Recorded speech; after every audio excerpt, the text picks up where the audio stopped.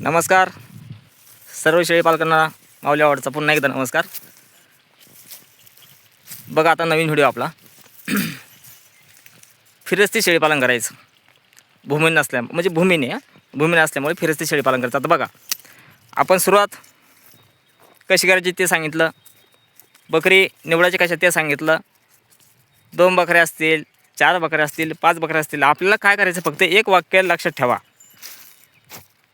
जो तुम्हाला राग येणार राग तुम्हाला शेळी पालनामध्ये राग कमी करावा लागणार आणि शेतकऱ्यांच्या सोबत संबंध चांगले ठेवायचे.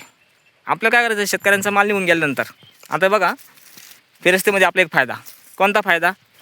शेतकऱ्यांचा माल ज्यावेळेस निघून जाईल, रानं खाली होतील, आपल्याला फक्त त्यांना विचारून फ्री ऑफ कॉस्टमध्ये चारा चारायचा.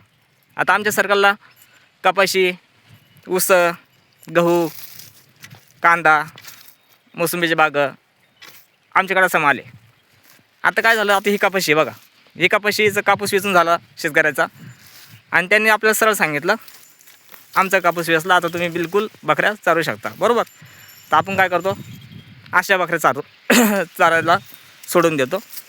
10 ते 5 मध्ये काहीच अडचण नाही ना. 10 ते 5 सोडा, 11 ते 5 सोडा, 12 ते 5 सोडा. तुम्हाला 12पर्यंत काही दुसरा जॉब असला तर जॉब करा. सुरुवातीला जोपर्यंत तुमची क्वांटिटी वाढत नाही तोपर्यंत असं चालू ठेवा.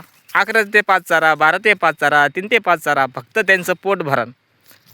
या टायमिंगमध्ये बकऱ्या तुम्ही चारायला सोडा. हे बघा फिरस्ती शेळी पालन का, आपल्या जमीन नाही, फक्त एकच गोष्ट लक्षात ठेवायची, आपण भूमीने आपल्याला शेतकऱ्यासोबत संबंध चांगले ठेवा. शेतकऱ्याच्या टचिंगमध्ये राहायचं, त्यांना विचारायचं आणि त्यांचा माल गेल्यानंतर आपल्याला त्या जमिनी अशा चारायच्या. काय फ्री ऑफ कॉस्टमध्ये ना साहेब आपला बिझनेस. कशाला करता लोकांच्या हमाली तुम्ही. हां किती घेतल्या आपण बकऱ्या, 2 घेतल्या किंवा 5 घेतल्या, सारा नाही, आपल्याला काम तर करायचंच आहे. तर 12पर्यंत काय करा, काम करा. काम याच्यासाठी करायचं का आपला संसार ते कामवरती चालल आणि जिथून पुढं तुमचा शेळीपालनात इन्कम चालू होईल तिथून पुढं हळूहळू क्वांटिटी वाढत चालली. आपल्याला वर्षाला, 2 वर्षाला, 1.5 वर्षाला आपल्या संसारात जेवढे 1 वर्षासाठी जेवढे पैसे पाहिजे तेवढे भेटले, बस तिथून पुढं फुल टाईम करा. अर्ध बंदिस्त करा, पूर्ण बंदिस्त करा. आता सुरुवात कशी आहे, आता कुणाचं काय होईल, नवीन 2 बकऱ्या वाढल्या, 5 झाल्या, तर 5 बकऱ्याची पाठी मग फिरू शकत नाही, 2 बकऱ्याची पाठी मग फिरू शकत नाही. तुम्ही शेती काम करत असाल तर तिकडे येत्या वेळेस चारा घेऊन यायचा, थोडासा जे भेटेल ते चारा घेऊन यायचा आणि त्या बकऱ्याला आणून टाकायचा. सुरुवात 0तून करा, हळूहळू करा आणि डायरेक्ट 1 टाईम हातातला जॉब सोडून शेळीपालनात वळू नका. काय होईल, आणि आपल्या मराठी लोकांमध्ये जुन्या लोकांत एक म्हणे, कोणती, चालत्या लक्ष्मीवरती लात मारू नका. अगोदर सुरुवात करताना हळू 1, 2, 3, 4, 5 अशापासून करा, घाई करू नका. आणि पहिल्या पण आपण पाठीमागच्या व्हिडिओमध्ये बोललो होतो का आपल्या लोकल मार्केटची शेळी खरेदी करा, कारण की त्यांना आपल्याकडलं वातावरण मॅच होऊन जातं. सगळ्या गोष्टी, आपल्याकडलं चारा, आपल्याकडलं वातावरण. आणि आपण जर बाहेरचे ब्रीड घेतल्या, वातावरण चेंज होऊन जाणार, ते आपल्याकडे इकडे सेट होत नाही, मग आजारी पडणार, आपली इन्व्हेस्टमेंट जेवढी झाली तेवढी वाया जाणार. असं नका करू. अशा पद्धतीनं ना बकऱ्या आपण चारायला सोडतो.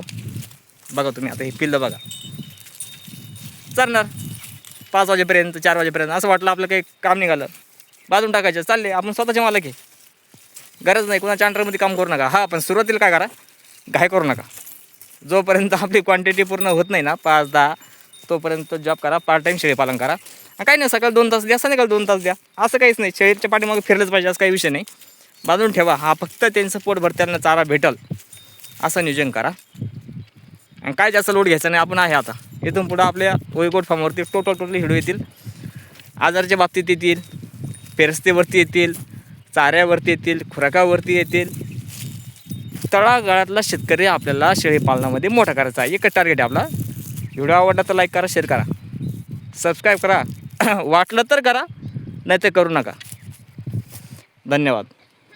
आणि काही अडचण आली तर आपला नंबर आहे 95 29 66 67 19, माऊली आव्हाड, @पोस्ट मांगेगाव, तालुका गंगापूर, जिल्हा छत्रपती संभाजीनगर. धन्यवाद.